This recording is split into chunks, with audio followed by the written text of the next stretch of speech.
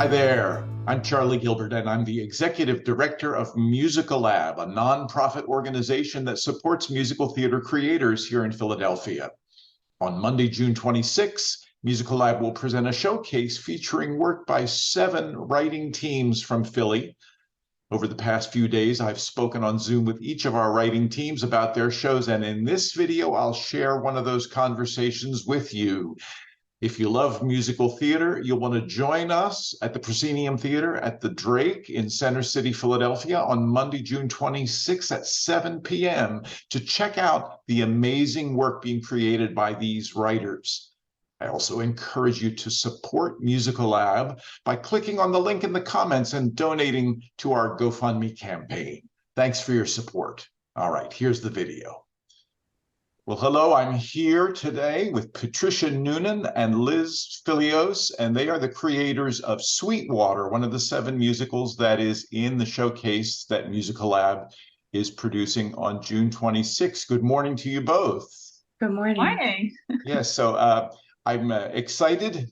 We're excited to be able to include your piece in the program. Can you tell us a little bit about Sweetwater? I guess, Patricia, you're the playwright in this case, so let me turn to you and ask you to tell us about the subject of your musical.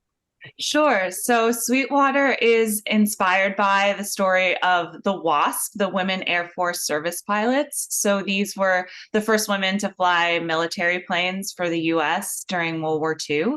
So there were over 1,000 of these women that went to Sweetwater, Texas, which is where our piece takes its name from, to the air base there, and trained there to be able to fly 77 different types of planes, and they ferried the planes across the country. They tested new planes. They towed targets for male pilots who were training to fight overseas to shoot at. They did any number of different things to release men for service overseas.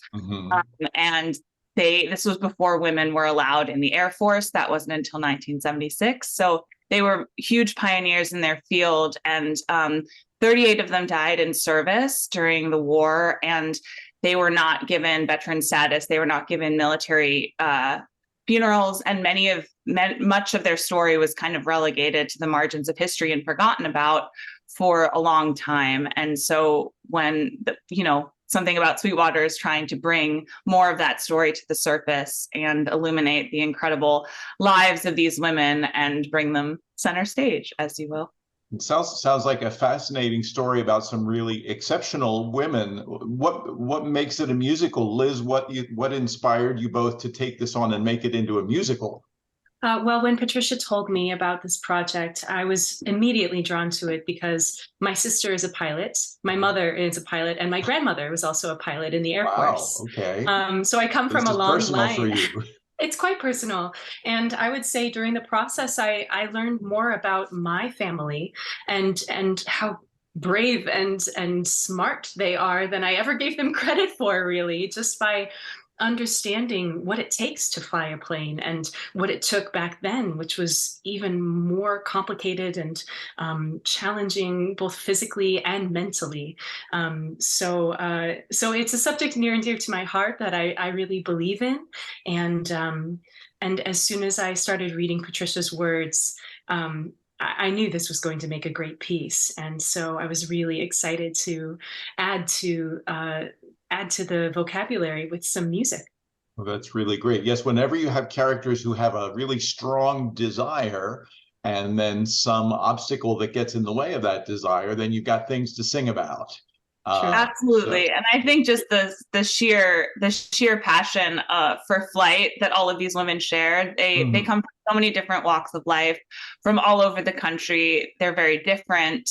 But what they all share is that at a time when many women maybe didn't even have a driver's license, all of these women had a pilot's license. This was different than the 18-year-old men that they would take and train them to fly. All of these women already had to have a license and that innate desire within them. And I think there was something about doing research and reading their words about the passion for flight and to take to the sky. I mean, it just begs to be sung and can't be contained in words alone and on the ground alone. So I think sure.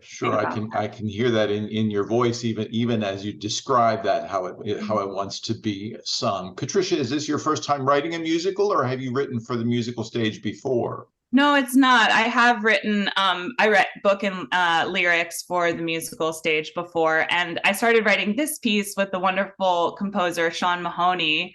And when he needed to step away, we agreed to bring Liz on. So it's been a joy to be able to collaborate with her and bring this forward. And so it still has some of Sean's DNA, and now it has so much of Liz's DNA. And yeah, it's been a wonderful collaboration. And that's one of my favorite things about writing for a musical specifically, is kind of the inherent collaboration in the writing process. Yes. And Liz, how about you? This is not your first rodeo as writing for musical theater either, is it?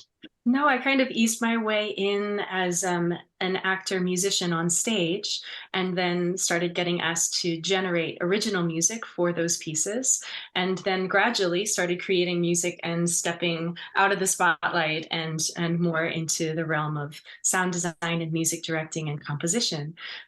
So I'm really excited to be working on this piece, and I love this story so much, and it's given me an opportunity to stretch myself and use different parts of my brain. And I find that incredibly fulfilling and a wonderful new way to contribute to the genre. Well, that's great. No, I know that's something that you both have in common, is that you've spent time on the center stage, but now also interested in creating your own work, and that's really exciting. And the Musical Lab can kind of help that process along, is also something that makes me very happy. So what do you hope that audiences will experience when they see these characters and learn about the story of Sweetwater, Texas? One thing I hope they experience is a desire to learn more.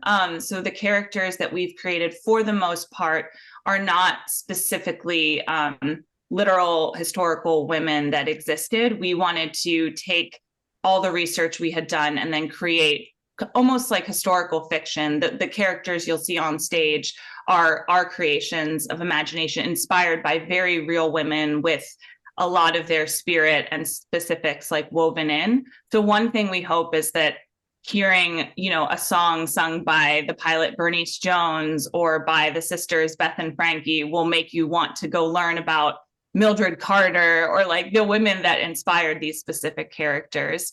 And I also hope that you'll hear just the passion and joy of flight. I mean, we chose one song, No Noise at All, which is literally inspired by a flight checklist for an AT-6, which was, the plane that you got to fly towards the end of training. It was the plane. And so just to hear that delicious joy of flight in lyric and in the music, I think, hopefully will inspire people to want to see more of the show, but also go learn more about these women on their own as well. And is there more of the show? Is there a completed draft of the show at this point?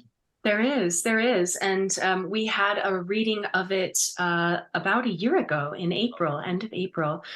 So it's really exciting to revisit it now and breathe fresh life into it and think about it critically. And maybe things will evolve from here because of this opportunity. So we're really excited about that.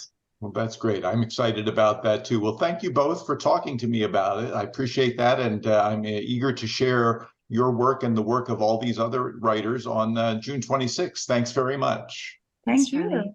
Yeah. All right.